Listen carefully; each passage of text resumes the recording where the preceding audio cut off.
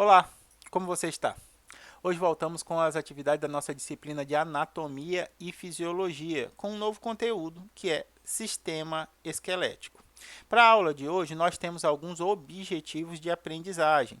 Então, fique bastante atento a esse conteúdo para que nós possamos alcançar os nossos objetivos. O que é isso, Ruth? Alcançar o objetivo de aprendizagem? São as partes focais, são as partes principais de todo o conteúdo que você tem que absorver. Como a gente vai fazer isso? A gente tenta usar exemplos, a gente faz a aplicação do nosso conhecimento no dia a dia, usa algumas dinâmicas, mas é importante que alguma parte, a parte principal do conteúdo, ela seja internalizada para que você consiga processar isso e levar essa informação para o resto das suas atividades. Então, quais são esses objetivos de aprendizado? Primeiro, é conhecer os 5 tipos de ossos do nosso corpo. Nós temos no nosso corpo 206 ossos, tudo bem? Só que eles são divididos em 5 tipos de acordo com a sua forma. Dentro desses 5 tipos, nós temos características específicas e esse é o nosso objetivo de aprendizagem número 1, conhecer os 5 tipos de ossos, de tipos de ossos no nosso corpo. Segunda parte é conhecer as partes dos ossos longos. Os ossos longos têm as estruturas mais proximais, mais centrais e mais distais. Essas estruturas dos ossos longos são bastante importantes e entender como elas estão dispostas também faz parte do nosso objetivo de aprendizado. Outro objetivo de aprendizado importante é conhecer as formas de fratura dos nossos ossos. Como é que os ossos eles se fraturam? Como é que eles são reconstituídos? Quais são as células que compõem o nosso tecido ósseo que permite com que ele seja reestabelecido? Esse é o nosso terceiro objetivo de aprendizado. E por último, a gente tem que conhecer um tipo muito comum de fratura, que é a fratura, não fatura, não é cartão, é fratura por estresse. Porque isso tem se repetido, a incidência desse tipo de fratura tem se repetido na sociedade, principalmente dos hábitos que nós estamos desenvolvendo, e muitas pessoas acham que esse processo é normal e a gente tem que nos atentar e instruir outras pessoas no nosso cotidiano que isso pode ser maléfico para a saúde. Então a gente vai estudar o sistema esquelético, a gente vai estudar iniciar as características gerais do nosso esqueleto. Como eu falei para vocês, o nosso esqueleto é composto de 206 ossos. Uma estrutura complexa como o corpo humano é composto por apenas 206 ossos. E o nosso esqueleto, com suas articulações, ele tem algumas funções. A primeira função é o de suporte do corpo. Então, o tecido ósseo, o sistema esquelético, o nosso esqueleto, ele é responsável por sustentar as partes moles do nosso corpo. Então, nossa pele, nosso tecido epitelial, nosso tecido conjuntivo, ele está depositado sobre o tecido ósseo. E isso faz com que haja uma sustentação desses tecidos. Isso faz com que nós temos a forma que nós temos, a possibilidade de movimentação também está relacionado a esse suporte dado pelo sistema esquelético a todos os nossos tecidos moles. Outro exemplo de função do sistema esquelético é proteção do nosso sistema nervoso central e dos nossos órgãos. Nosso esqueleto ele protege alguns dos nossos órgãos. Por exemplo, a caixa craniana é a região que guarda o nosso principal órgão, o cérebro. O cérebro é quem coordena todas as nossas funções, todos os outros sistemas são coordenados pelo nosso sistema nervoso. Então a gente pode dividir ainda o sistema nervoso em sistema nervoso central, que é o nosso cérebro, e o sistema nervoso periférico, que são a nossa medula espinhal e todos os nossos nervos a ela associados. E a medula espinhal e os nervos associados, elas estão dentro da nossa medula óssea, né? Então a gente tem uma estrutura óssea com uma cavidade, e nessa cavidade estão inseridos todos os nossos nervos que partem do centro do sistema nervoso central, levando para a periferia todos os impulsos nervosos provenientes do cérebro.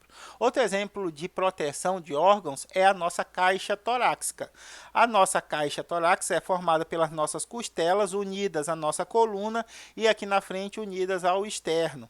Então essa caixa torácica vai proteger nosso coração, vai proteger nossos pulmões, uma série de órgãos vitais à nossa sobrevivência estão protegidos de impactos dentro dessa caixa torácica, dentro desse espaço protegido pelo nosso tecido. Então, a gente tem uma parte fundamental dos nossos órgãos protegidos pelo nosso esqueleto, pelo nosso sistema esquelético. Olha, Ruth, mas se eu sofri um acidente muito forte, meu osso pode quebrar, ele pode perfurar um órgão e eu ter uma hemorragia interna. Isso é verdade. Se você sofrer um acidente muito grave, se você sofre um acidente de moto, se você sofre um acidente de carro, você tem uma colisão muito forte, isso pode acontecer. Mas naturalmente, frequentemente, aqueles acidentes domésticos, as quedas, os tombos, os encontrões, os esbarrões, todos esses fenômenos no nosso cotidiano não nos causam mal por causa da proteção que nós temos dos nossos órgãos vitais, dados pelo esqueleto, pelo sistema esquelético. Se nós não tivéssemos essa proteção, a gente seria muito mais frágil, seria um organismo muito mais frágil, não conseguiríamos praticar muitos esportes de contato, teríamos uma série de lesões mais frequentes. Mas graças à constituição, à evolução do nosso sistema esquelético, para proteger nossas partes vitais, nosso cérebro, coração, pulmões, essa nossa resistência está bem aumentada. O esqueleto também contribui para a movimentação, né? Então, quando a gente está falando de sustentação, não necessariamente está associada à movimentação. Quando a gente fala de movimentação, nós temos a união entre o sistema esquelético e o sistema muscular. O sistema muscular está ligado aos nossos ossos a partir de um tecido conjuntivo específico chamado de tendões, né? Esses tendões ligam o nosso tecido muscular aos ossos e toda vez que um músculo contrai, ele levanta ou ele relaxa ou abaixa uma haste muscular. Essa contração do músculo é que me permite movimentos de cabeça, de membros superiores e membros inferiores, de tronco, de pelvis. A gente tem uma série de liberdade de movimentos porque um conjunto de feixes musculares se contrai, fazendo com que haja a alavancagem de um osso ou de um conjunto de ossos que faz com que meu corpo promova movimentos. Então, juntamente com o sistema muscular, o nosso sistema esquelético também promove movimentação. Outra finalidade bastante importante do sistema esquelético é armazenamento de minerais, principalmente o cálcio e o fósforo. Durante nosso desenvolvimento, o desenvolvimento da nossa vida, nós temos níveis variados de concentração de cálcio. Quando nós estamos no ambiente intrauterino, lá na anatomia do desenvolvimento, a gente não tem ossos ainda. Eles ainda não surgiram, eles vão surgir com o passar do tempo, lá pelo quarto, quinto mês, vai haver a formação dos primeiros ossos pela calcificação do tecido cartilaginoso. A gente vai ver como isso acontece mais para frente. Quando a gente chega na idade adulta, a maioria de nós, normalmente, novamente lembrando o conceito de normal da anatomia, o que é mais frequentemente encontrado é que jovens adultos como vocês já tenham um bom nível ou um excelente nível de calcificação dos ossos, o que lhe permite práticas de esporte, série de movimentações, fazer seus afazeres domésticos, a desenvolver seus afazeres laborais, desenvolver o seu trabalho, ir para a faculdade, ir para a universidade, fazer tudo que você pode de maneira adequada. Conforme vocês vão chegando na minha idade, olha, a barba já vai ficando branca, você já não tem tanta melanina assim vai diminuindo a deposição de cálcio nesse tecido. E isso por quê? Porque o cálcio é retirado do tecido por uma série de influências hormonais, influências alimentares, influências etárias da minha idade. Isso faz com que meus ossos eles fiquem relativamente mais fracos. As mulheres passam por esse procedimento ainda mais graves do que os homens durante o processo de menopausa. Os homens têm perda óssea, mas não é considerado de cálcio dos ossos, né? Não é tão considerável quanto as mulheres na menopausa. A andropausa dos homens não chega a ser tão agressiva na perda de cálcio, mas nós temos uma perda de cálcio natural. O que é possível fazer? É possível fazer a repor esse cálcio pela suplementação alimentar, por a produção, realização de exercícios controlados, uma boa alimentação, você tem a manutenção dos níveis adequados de cálcio. Mas, Ruth, quando o cálcio diminui muito no corpo, não tem o nome de uma doença para isso? Existe.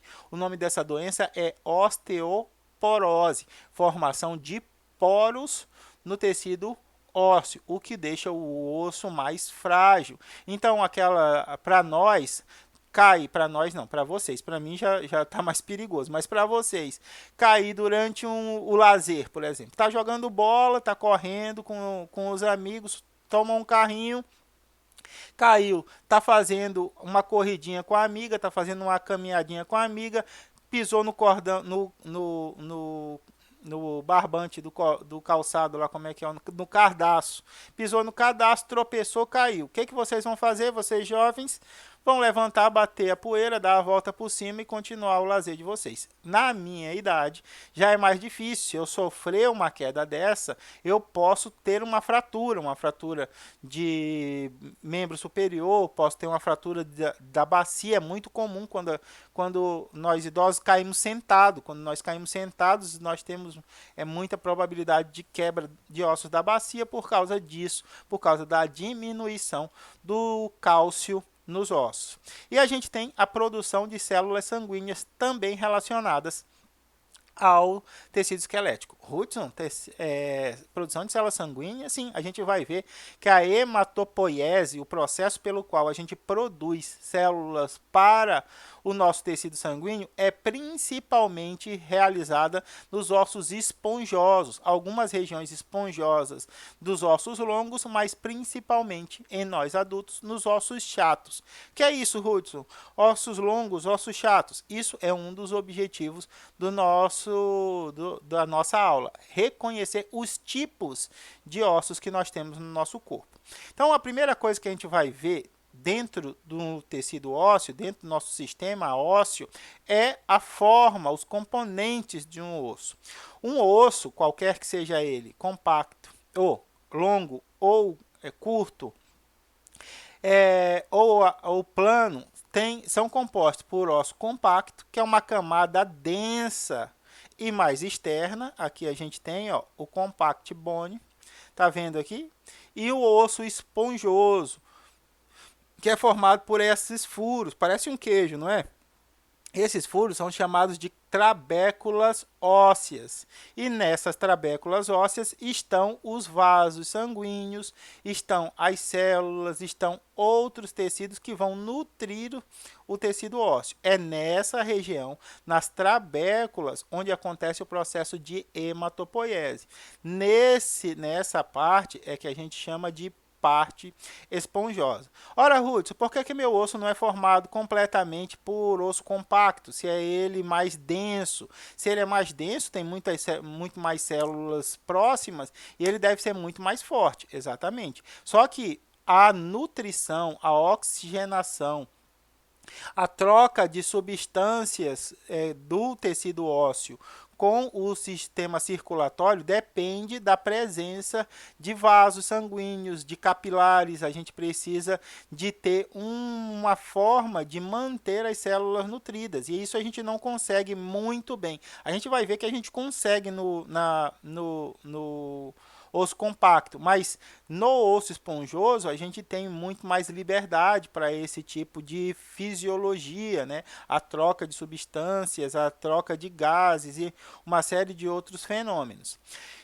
Essas duas partes, tanto os ossos compactos como ossos esponjosos, eles vão estar presentes nos 5 tipos ósseos. Quem são os 5 tipos ósseos?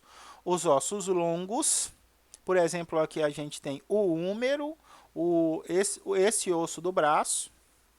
A gente tem a fíbula, a tíbia, o fêmur, os ossos da perna, o rádio, a gente também, o rádio, que é a anteninha do rádio, a gente também é um osso longo. Então, todas essas partes longas do nosso corpo, os membros superiores, os membros inferiores, nossas costelas, são todos ossos longos.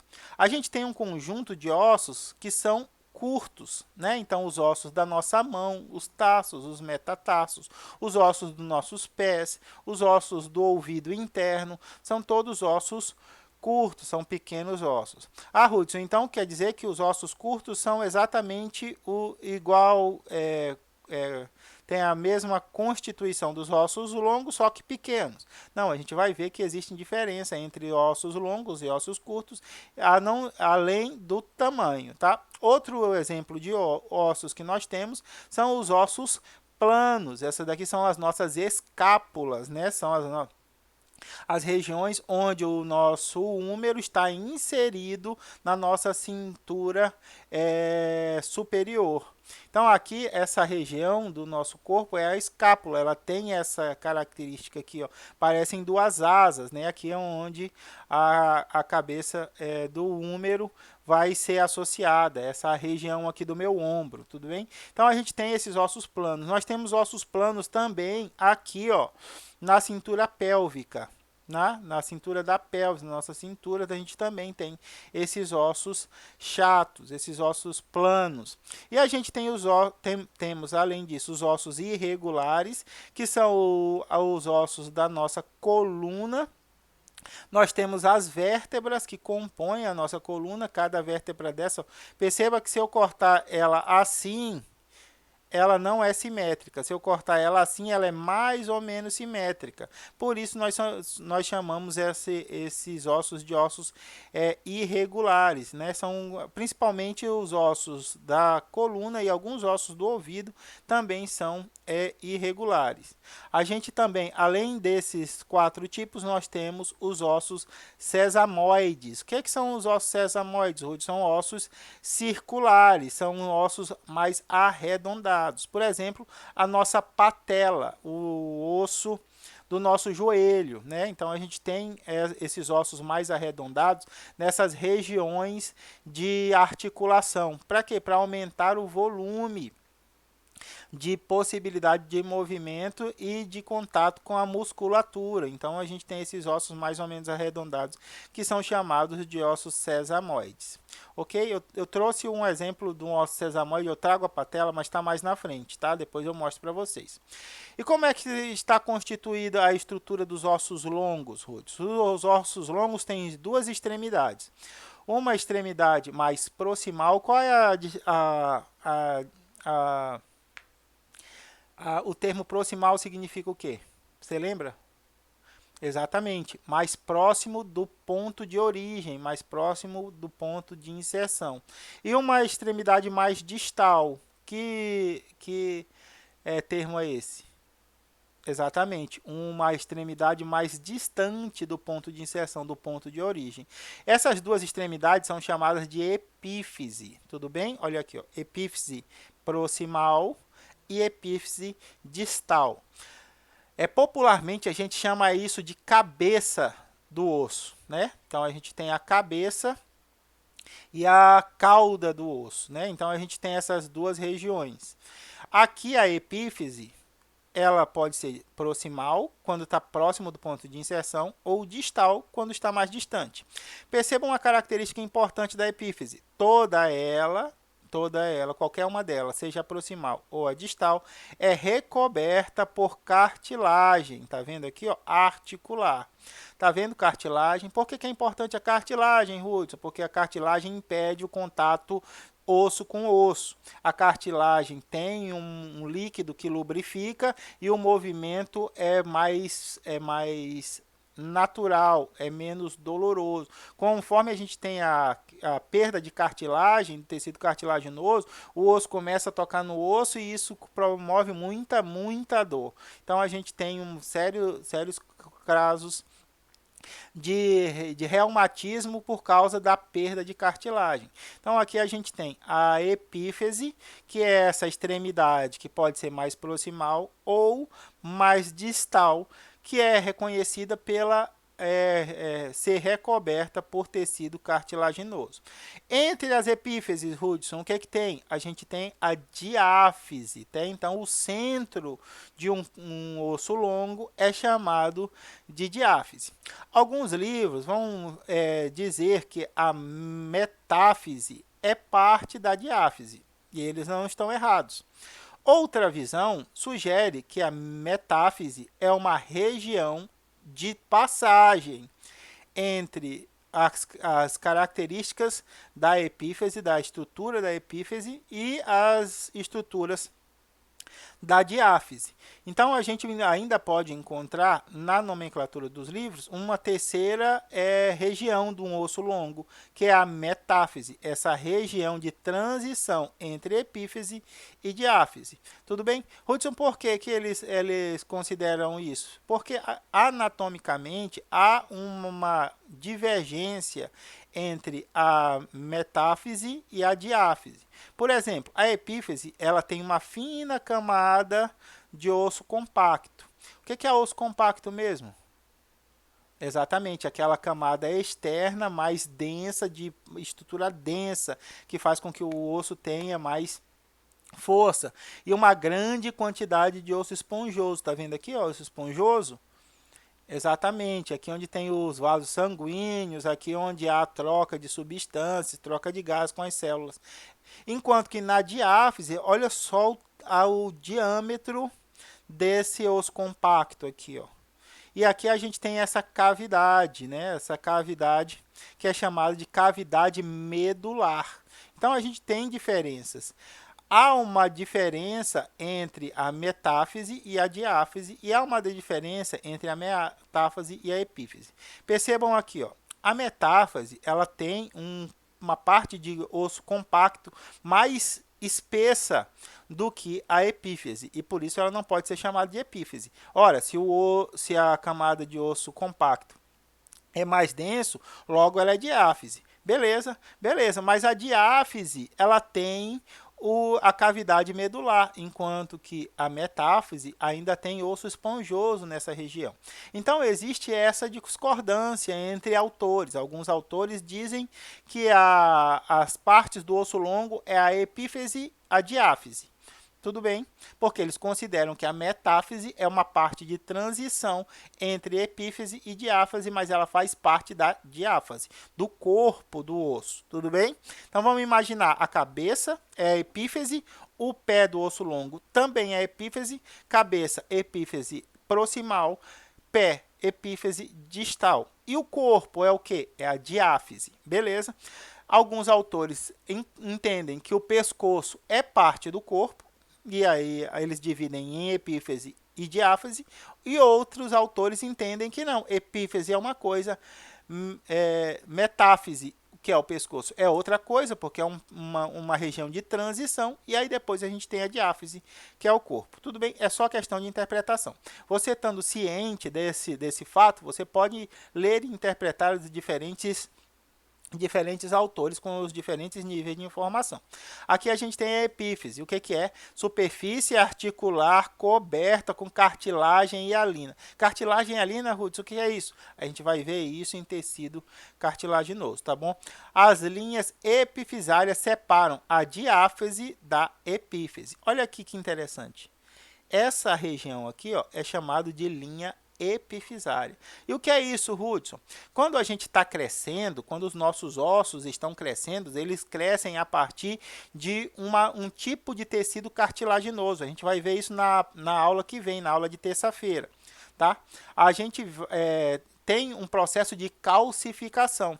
E essa linha epifisária é um resquício desse tecido cartilaginoso que permitia com que houvesse o crescimento do osso durante o nosso desenvolvimento.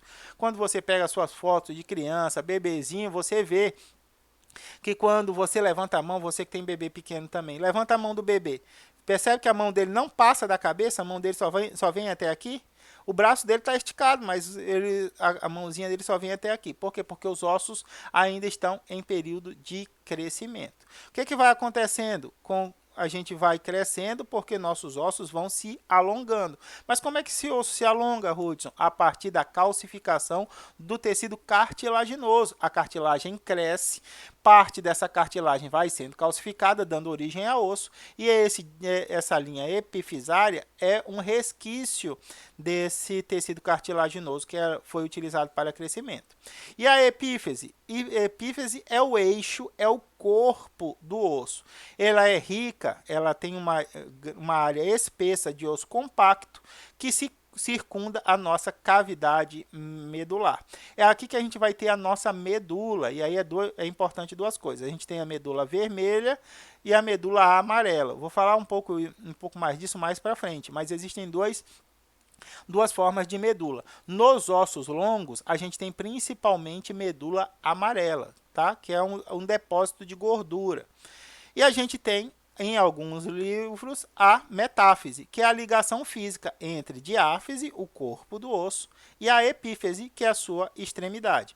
Novamente, epífise, características da epífise. Se você quiser voltar ao vídeo e anotar isso daí, é bastante interessante. Fina camada de osso compacto, recoberta por tecido cartilaginoso e rico em osso esponjoso. Esse corte aqui só está mostrando a diáfise, epífise, proximal, mas a epífise distal também tem as mesmas características, tudo bem? Enquanto que a diáfase tem uma espessa camada de osso compacto, vejam só, ausência de osso esponjoso e presença da cavidade medular. Beleza? Tranquilo, Hudson, estou sossegado. Mas eu achava, Hudson, que o tecido ósseo era um tecido inerte, um tecido que não tinha vida. Muitas vezes eu achei que o tecido ósseo, todas as estruturas estavam calcificadas e todas as células já tinham morrido. Formou o osso. É uma impressão equivocada que muitos de nós temos do osso. Por quê? Porque ele é um tecido muito duro. Então a gente acha que por ser muito duro, ele está completamente sem vida, mas isso não é verdade. O tecido ósseo também está vivo, ele tem seus componentes de manutenção, de crescimento, de reparo, e todos esses componentes eles precisam ser nutridos, eles precisam ser oxigenados. Então aqui a gente tem dois conjuntos de tecidos que vão permitir a oxigenação e a nutrição das células que compõem o meu tecido ósseo. Quem são eles? O endósteo e o periósteo. O que é um endósteo, Hudson? Endo é dentro, não é? E ósteo só pode ser osso. Então, é um tecido, é uma superfície interna que reveste, é um tecido que reveste a superfície interna do osso, né? Revestidas de células do tecido conjuntivo que constituem essa camada. Então, endósteo é um tecido, é uma película de tecido conjuntivo que está dentro da cavidade da medula, né? E ele vai ajudar a nutrir as células ósseas para manutenção da vida no tecido ósseo. E a gente tem o periósteo. O que é periósteo, Hudson? Peri é de periferia, é em volta de quem? Do osso. Então, o periósteo também é um tecido que está na superfície das articulações e na superfície dos ossos longos, que estão na parte externa e é envolvida por uma camada de tecido conjuntivo. Então, essa região aqui é o periósteo. Tá vendo os vasos sanguíneos aqui, ó? Esses vasos sanguíneos eles invadem o tecido ósseo, tá vendo aqui? Fazem a nutrição das células do tecido ósseo e assim como o endósteo. Então nós temos dois componentes básicos do tecido ósseo, que é o endósteo, tecido conjuntivo que reveste a parte interna, e o periósteo, que é o tecido conjuntivo que reveste a parte externa do osso, tá? Ó, camada interna delgada que recobre a parte esponjosa, a parte interna do osso. Membrana dupla externa contendo nervos e vasos sanguíneos da parte externa. Interna, endósteo, externa, periósteo. Então, a gente tem algumas estruturas dos ossos curtos. A gente vai estudar mão, a gente vai estudar pé, a gente vai estudar o nome dessas estruturas todinhas aqui, mas a gente quer ver aqui que os ossos curtos, eles trazem estruturas diferentes dos ossos longos. Os ossos curtos não são ossos longos em miniatura. Eles têm as suas próprias características. Fina camada de osso compacto que reveste os ossos, em relação ao osso longo, que na diáfise era uma grossa, uma espessa camada, e a maior parte do osso curto é do tipo esponjoso, enquanto que apenas as epífises nos ossos longos continham ossos esponjosos. Então, os ossos curtos não são miniaturas dos ossos longos. Eles têm características mais divergentes do que só o tamanho. Então, a quantidade de tecido esponjoso, a quantidade de tecido compacto divergem muito entre ossos longos e ossos curtos. Aqui a gente tem os ossos planos, novamente, osso da cintura pélvica, né? O osso do nosso quadril, e aqui a gente tem o osso da escápula. Então, elas apresentam comprimento e largura equivalentes, os ossos planos, né? Predominando sobre a espessura. Então, a gente tem ossos planos aonde? A gente tem ossos planos no crânio. Então, a gente tem o parietral, o frontal, o occipital. O que é isso, Hudson? A gente ainda vai estudar a cabeça e a gente vai ver osso frontal, osso parietal, osso occipital, tá? A escápula, tá? E aqui a gente tem aqui a nossa eu não sei como é que popularmente é chamada escápula, é a asa, não sei como é que chama. Mas é essa estrutura aqui das costas, onde as pessoas geralmente fazem a tatuagem em cima da escápula aqui. E a gente tem dos ossos do quadril. A gente também vai estudar tronco, e quando a gente estudar tronco, a gente vai ver os ossos do quadril. Aqui nós temos as estruturas irregulares, os ossos irregulares.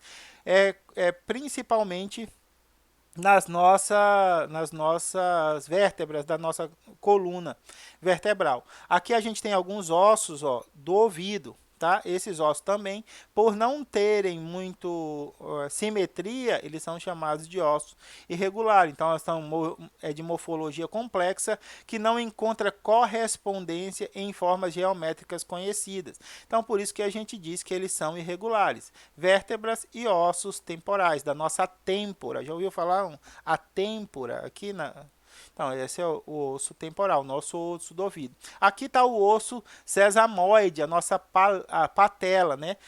Se você mexer deixar sua perna esticada e relaxada, ela não pode estar contraída. Você vai perceber que existe um osso solto. Ele aparentemente está solto porque ele tem mais mobilidade na frente do seu osso. Esse aqui é a patela. Então, quando você bate o joelho, é a parte do joelho que você bate, é a patela. Então, eles são ossos pequenos e arredondados, tá? A patela não é tão pequenininha assim, mas ela tá vendo que ela tem um formato de coração, vamos dizer. Mas em comparação aos outros, ao osso longo, os ossos planos e os irregulares, elas têm mais características arredondadas. Então, esse é o nosso quinto tipo de ossos, que são os ossos sesamoides.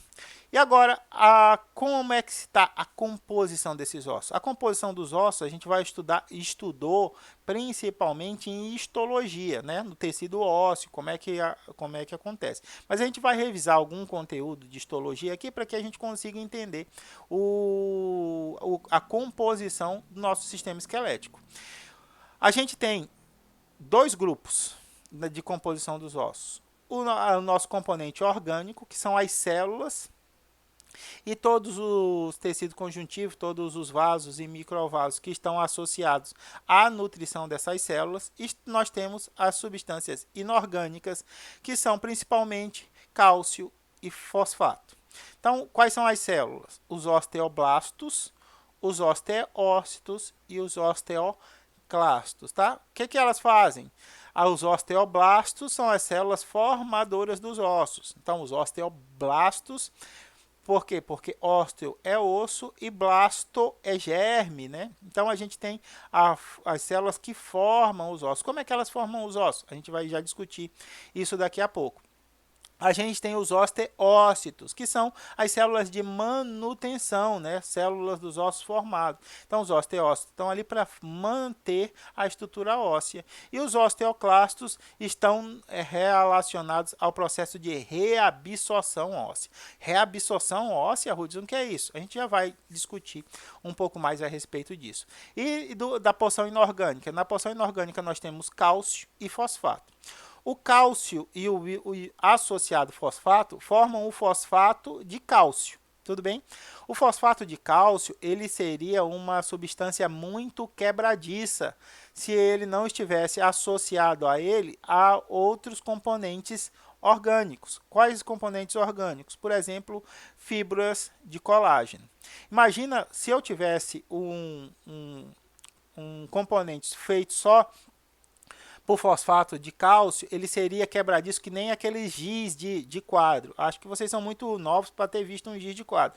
Mas antigamente a gente não tinha aquelas canetinhas para quadro branco, não. A gente usava giz num quadro verde, aquilo gerava um pó, os professores inalavam aquilo, aí com 15 anos de profissão o professor ficava alérgico àquilo, e aí não podia nem chegar perto mais, aí até que mudaram, e aí vocês só pegaram a parte do quadro branco, né? Mas a gente chegou a inalar, o professor, a gente ia lá bater os apagadores. Então, quem já viu, o giz é uma haste branca que ela é facilmente quebrável. Ela é muito quebradiça. E os nossos ossos não são quebradiços. Nossos ossos, eles são bastante rígidos. Por que há essa rigidez? Porque associado ao fosfato de cálcio existem as fibras colágenas, né? Então, a gente tem matriz extracelular associado ao cristal de fosfato de cálcio. Essa associação é chamada de hidroxopatita, tudo bem? Então, a hidroxopatita é a constituição, ou constitui nossos ossos. Então, as fibras colágenas dão algum nível de maleabilidade, de flexibilidade nos nossos ossos. Hudson, o osso é flexível? Se você pegar um osso e tentar movimentar, você vai perceber que ele não é flexível. Mas a flexibilidade é justamente essa resistência à tração. Tudo bem? Então, quando a gente tem só cristal de fosfato, ele ficaria muito quebradiço. Um exemplo disso é tártaro. Já viram? Já foram fazer uma limpeza lá no dentista, aí o dentista vem com aquele gancho, aquilo dá uma agonia. Às vezes eu fico pensando, se ele errar, ele vai arrancar um olho fora, um olho meu fora. Aí ele tá lá com aquele negócio lá, o dentista tá lá com um gancho puxando, e de vez em quando cai um na língua. Aí ela fala cospe, aí você vai cuspir, você sente que é um negócio áspero, mas se você esmaga com a mão ou esmaga com o próprio dente, você percebe que ele é esfarelento. Né? Por quê? Porque nessa circunstância, no tártaro, a gente tem a calcificação daquela massinha branca lá, mas não tem a fibra colágena para dar a elasticidade. Então, quando a gente adiciona a elasticidade ao fosfato de cálcio, a gente gera essa rigidez e não a fragilidade que seria encontrada normalmente. E a gente tem processos de osteogênese, que é o processo de formação. Ossogênese é a formação, a criação, né? Então a gente fala de processo de formação dos ossos. A gente tem dois tipos de formação dos ossos, mas a gente vai deixar para discutir isso outra aula. Aqui a gente tem as células que compõem o nosso tecido ósseo. Primeiro a gente tem uma célula pluripotente, que é uma célula que tem a capacidade de se transformar em diversas linhagens celulares, que é chamada de célula osteoprogenitora. Como assim, Hudson? A gente tem a nossa célula tronco lá na nossa medula. A célula tronco é uma célula que pode se diferenciar em qualquer célula do meu organismo. Então, por isso que a gente faz o transplante de célula tronco, por isso que a gente tem terapias com célula tronco, porque as células tronco elas podem se transformar em qualquer célula do meu organismo, ok? Perfeito. As células tronco, elas passam por determinados estímulos que fazem com que elas escolham um grupo de linhagens celulares para se produzir. Mas esse grupo ainda é bastante amplo. Então, é como você estava na escola. Você estava na escola lá no seu primeiro ano do ensino médio, né? Você poderia ser qualquer coisa, você poderia ser físico quântico, você poderia ser astronauta, você poderia ser mecânico, você poderia ser caminhoneiro, você poderia ser vendedora, você poderia ser o que você quisesse da sua vida. Você era uma célula tronco. Conforme você chega no terceiro ano, você já recebeu alguns estímulos e já escolheu ou deveria ter escolhido uma área de atuação. Você fala, olha, não gosto muito de português, então eu não vou para essa área de humanas aí, vou mais para as áreas de ciências naturais e ciências exatas. Aí você, também não gosto muito de matemática, nem de física, então vou deixar um pouco essas ciências exatas de lado, vou aqui para as ciências naturais e da Terra. Beleza? Só que ciências naturais da Terra tem um monte, tem um bocado delas ainda. Então você é uma célula pluripotente, você já passou por alguns estímulos, já passou por algum nível de amadurecimento, mas ainda não escolheu o que você quer ser ainda. Essa célula osteoprogenitora, ela vai dar origem ao osteoblasto, que é a célula jovem. Essa célula jovem aqui, ó, ela está com todo o gás. Ela está produzindo muita matéria amorfa, muita matriz extracelular. Isso vai fazer com que haja o crescimento, a possibilidade de crescimento do osso a partir da calcificação dessa região. Então, a gente tem aqui, ó, uma célula que está na pujança da sua vida. É vocês que estão aí trabalhando, estudando, cuidando de casa, estão se matando. Por quê? Porque vocês têm muita energia. Quando você chega na minha idade, você já gastou muita energia, você vira osteócito. Você já construiu mais ou menos o que você quer e a partir dali você só começa a manter, entendeu? Já construí minha família constituída por eu, minha esposa e 3 filhos. E agora um cachorrinho, um fuxico. Essa é a minha família. Minha família eu pretendo manter a minha família. Não pretendo fazer que ela cresça mais. Não pretendo, né? Mas nunca sabemos o desígnio do alto. Então, o que acontece? O que eu pretendo? Eu pretendo manter a minha família. Eu não estou mais no pique de criar bebezinho novo, não. Eu já estou com barba branca para tá levantando à noite, trocando fralda, dando mamadeira, essas coisas todas. Então, o que eu quero? Eu quero educar os meus filhos e vê-los prosperar e criar suas próprias famílias. Então, eu sou aqui o osteócito. Já vivi o que eu tinha de viver, já batalhei o que eu tinha de batalhar, agora eu estou mantendo a estrutura que eu construir. E a gente tem aqui o osteoclasto. Perceba que o osteoclasto são células gigantes aqui, ó, tá vendo? Mais isso aqui, ó, são núcleos. Aqui eles são polinucleados, né? Ele tem vários núcleos. Por quê? Porque eles estão associados ao processo de absorção ou reabsorção da matriz óssea. Como é isso, Hudson? Quando você tem um calo ósseo, você tem uma microfatura, há uma deposição de matriz óssea pelo osteoblasto. Só que o osteoblasto exagerou, você consegue ver um nó na sua perna, né? Por quê? Porque o osteoblasto depositou matriz mitocondrial É a aula de bioquímica que está me falando, matriz mitocondrial. Matriz óssea em excesso, essa matriz óssea foi calcificada, mas ela precisa ser reabsorvida para chegar no nível ideal. Então você vai passar algum tempo com aquele nó no osso, né? Como é que faz para retirar esse nó? A gente vai retirar através da reabsorção realizada pelo osteoclasto, tá? Então aqui a gente tem a descrição das células. Osteoblasto, do grego osteon, osso, blasto é germinar, são as células provenientes das células osteoprogenitoras, são responsáveis pela síntese dos componentes orgânicos da matriz óssea, colágeno, proteoglicanos e glicoproteínas. São componentes que têm tanto proteínas, aminoácidos, quanto carboidratos associados à sua composição. Essa região aqui que vai ser calcificada para formar os novos ossos, tá? Então a gente tem os osteoclastos, é uma célula que compõe a matriz óssea bastante grande, como a gente viu lá, vários núcleos, em comparação a outras células, multinucleada ou polinucleada, e que está envolvida na reabsorção e remodelagem do tecido ósseo. Possui um citoplasma rico em lisossomos. Vocês já viram isso, a gente não vai entrar muito nesse assunto, mas vocês viram em histologia que os osteoclastos liberam esses elementos digestivos dos lisossomos na superfície do osso, que decompõe a hidroxopatita, e a partir da decomposição da hidroxopatita ele absorve esses componentes, moldando o osso. Tudo bem? E a gente tem os osteócitos, que são as células maduras, somos nós, né?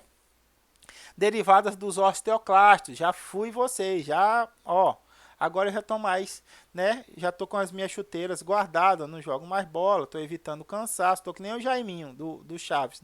Não sei se vocês assistem Chaves, mas o Jaiminho dos Chaves é sempre evitando a fadiga também. Então a gente tem resistência, residentes nas lacunas da matriz óssea. Lacuna da matriz óssea, Ruth? Como assim? O osso não é compacto? A gente já vai ver, a gente já vai descrever isso, tá? E existem cerca de 20 mil a 30 mil osteócitos por milímetro de osso. A gente não achava que o osso era um tecido, meu Deus, um tecido morto, que a gente era inerte, que a gente não tinha nada, de 20 a 30 mil células por milímetro cúbico, tá?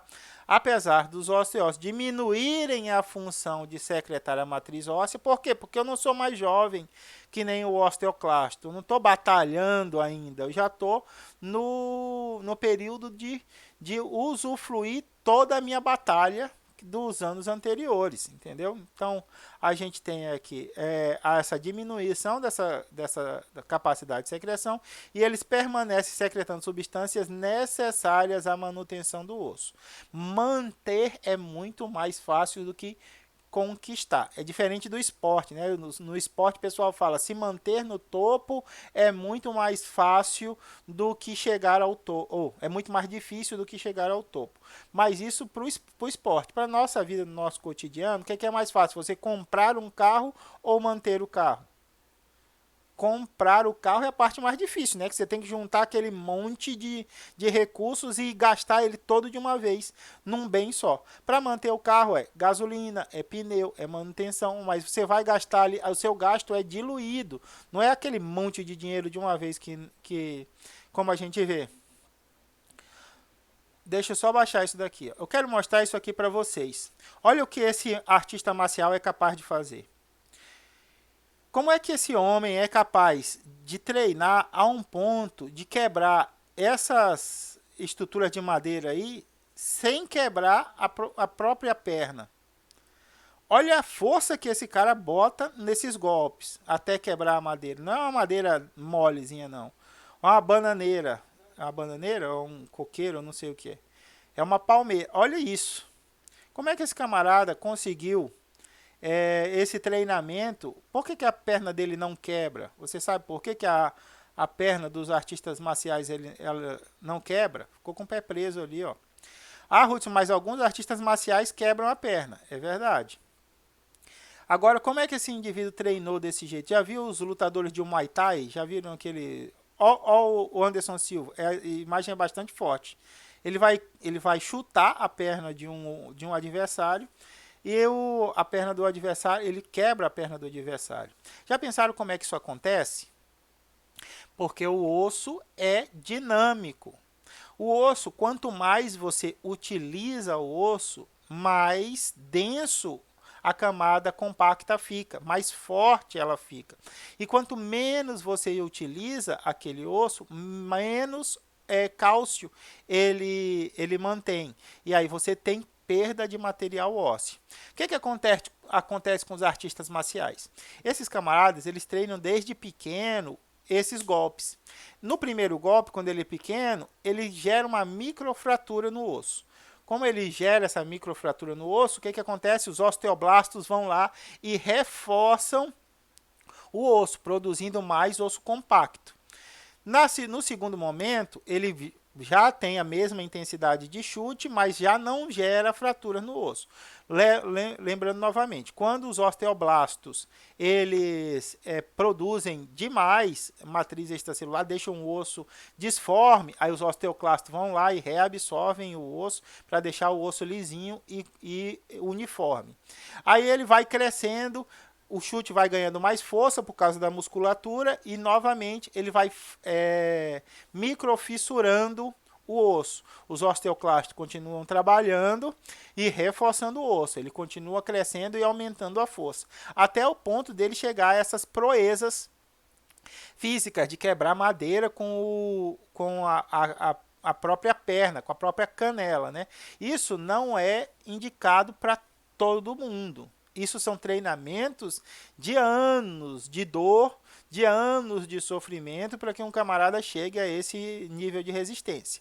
Mas nós, do contrário, temos a dureza ou a força no tecido ósseo de acordo com a nossa rotina. Por exemplo, a gente vai falar disso daqui a pouco, você não é acostumado a fazer exercício. Aí na pandemia ficou entediado e aí resolveu fazer uma caminhada. Depois da caminhada começou a fazer uma corrida. E isso, como é que seu osso se comporta em relação a isso? Ele vai ficando forte, ele vai ficando fraco? Exatamente, ele tende a ficar forte. Por quê? Porque você está exercitando pressão sobre o osso. E quanto maior a pressão exercida sobre o osso, mais forte ele tende a ficar pela atividade dos osteoblastos. Tá? Os osteócitos vão fazer só a manutenção desse tecido ósseo. Agora o seguinte, alguém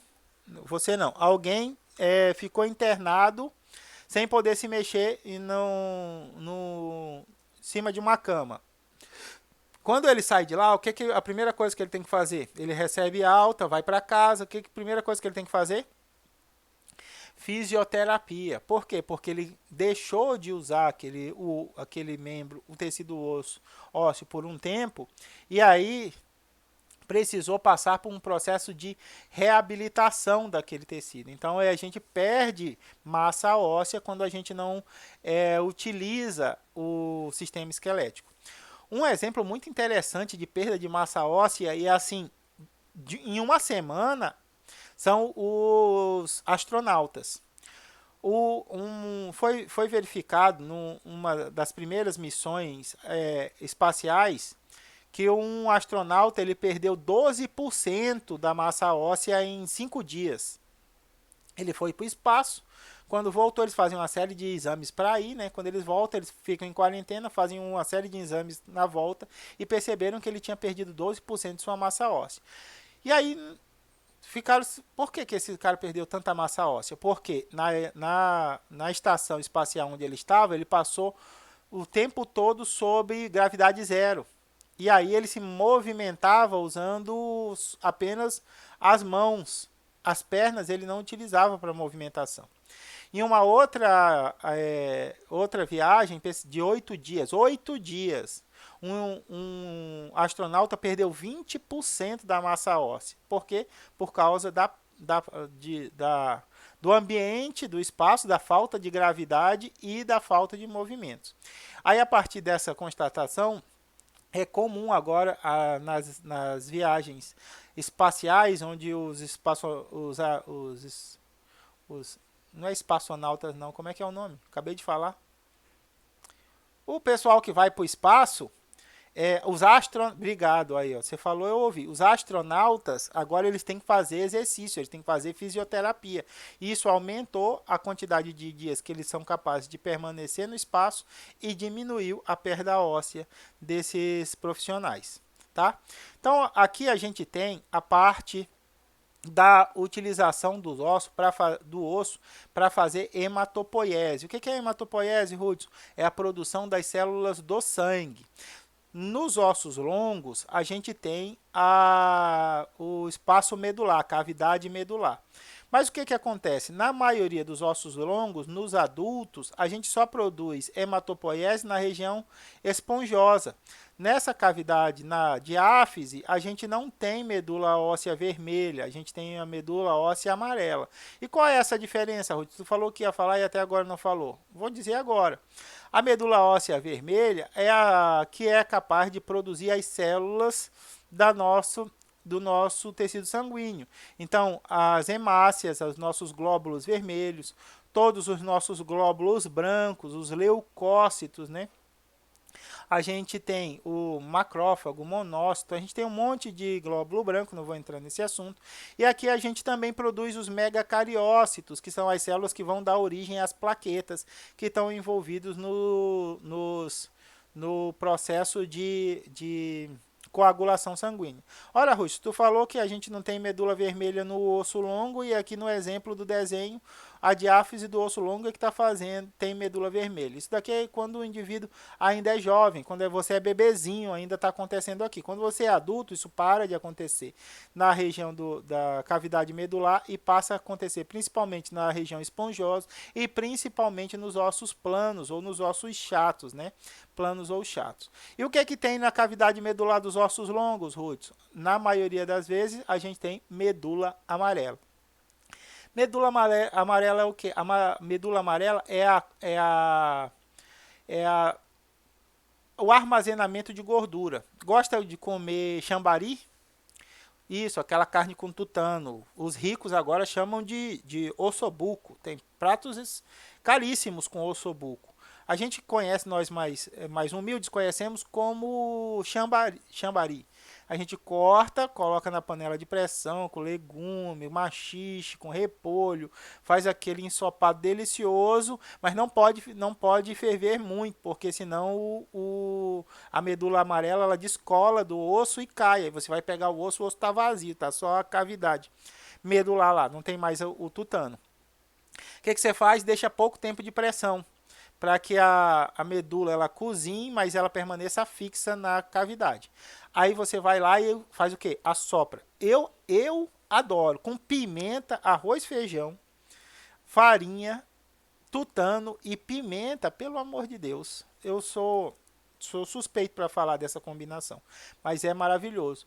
Essa medula amarela é o que a gente come do gado. Tá? Então, os nossos ossos longos nos adultos também é composto por essa medula amarela, que é rica em tecido adiposo, em gordura. Hudson, o tecido esponjoso, você explicou como é que a nutrição daquelas células, mas você falou que o osso compacto tem de 30 a 20, de 20 mil a 30 mil células por milímetro cúbico. Como é que isso funciona? É o seguinte, mesmo no osso compacto, a gente tem alguns sistemas que são chamados de sistema de Harves. Por que sistema de Harves? Porque o pesquisador Harves é que descobriu. Como é que o pesquisador Harves descobriu isso? Observando o tecido ósseo ao microscópio. O que ele verificou? Primeira coisa que ele verificou foi o canal de Harves. No canal de Harves, a gente tem aqui a região que contém um vaso sanguíneo. Beleza. Esse canal de Harves, em volta dele, existem camadas de osso compacto. E essas camadas de osso compacto são chamados de lamelas. Tá? Então, aqui, imagina que isso aqui é um círculo. Aqui no meio eu tenho o canal de Harves, que contém um vaso sanguíneo que vai trazer os nutrientes, vai promover troca gasosa, vai levar metabólitos secundários ou coisas tóxicas para fora. E aqui a gente tem essas camadas de osso compacto, que são chamados de lamelas. Beleza?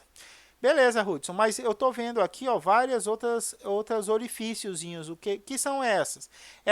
Esses orifícios são chamados de lacunas. O que são as lacunas? São locais onde ficam os osteócitos. As células que mantêm o osso, o tecido ósseo, funcionando intacto, são os osteócitos. Então, estão aqui, eles que ocupam essas lamelas. Beleza, Hudson, mas as lamelas elas não estão em contato com o canal de Haves, que tem o vaso sanguíneo. Então, como é que elas fazem a nutrição? Através, tá vendo? Não sei se vocês vão conseguir ver aí, mas aqui para mim dá para ver. Aqui, ó, tem umas linhas mais escuras nas lamelas. Essas linhas mais escuras são chamadas de canalículos. Isso significa o quê? Que o canal de Haves transfere através dessas microcanais chamados de canalículos seus nutrientes e as substâncias para os osteócitos nas lacunas mais próximas.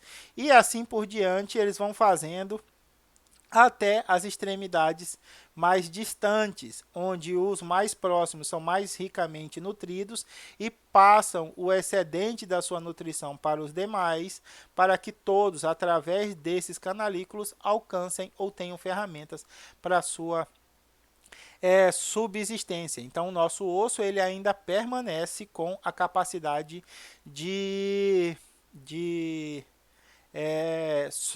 manutenção através das células vivas que estão lá.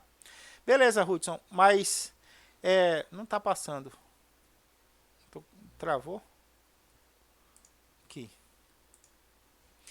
E quando há uma quebra, uma fratura do osso, o que acontece? A gente tem os osteócitos, que são células mais maduras, que produzem pouca matriz, mas é possível produzir novos osteoblastos lá pelo processo de hematopoiese na medula óssea vermelha. Então a gente tem alguns tipos de fratura. Nós temos a fratura transversal, que é a que é idêntica ao plano transversal, que quebra na transversal o osso, né? Fratura o osso. A gente tem fraturas longitudinais. Nós temos fraturas oblíquas. Nós temos as oblíquas sem o descolamento do osso. Então, eu quebrei o osso, mas ele não se separou. Então, a gente chama de oblíqua exposta.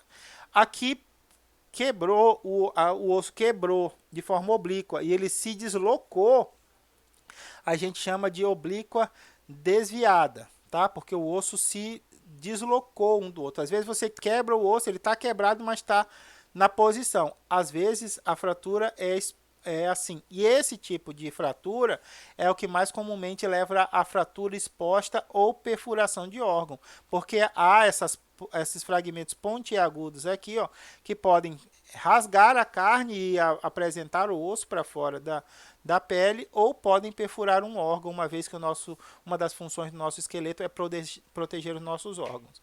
A gente tem a espiral, que é uma forma de fratura oblíqua, tá vendo aqui? A gente tem a fratura simples, que é quando a fragmentação do osso, mas ela não se parte completamente.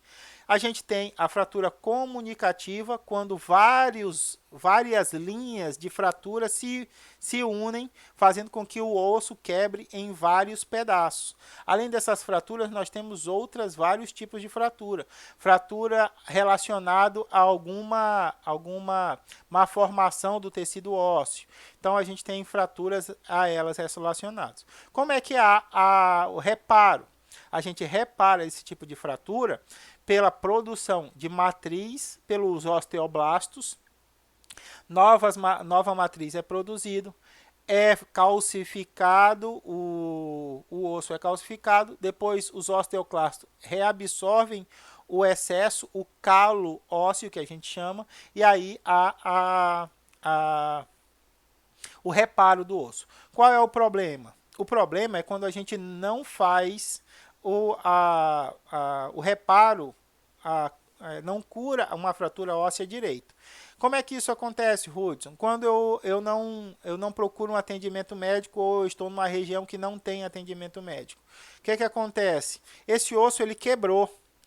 Se ele permaneceu no mesmo local, é fácil para o sistema, para as células do tecido ósseo reconstituir e fortalecer essa região. Agora, se houve um deslocamento, é possível que as células ósseas elas calcifiquem mesmo assim. E aí você tem um desvio no osso, então a gente calcifica o osso de forma errada. Quando vai até o médico e já está calcificado, o que o médico tem que fazer? Ele tem que quebrar o osso de novo, alinhar e aí fazer a calcificação. E como é que a gente mantém esses ossos alinhados, Hudson?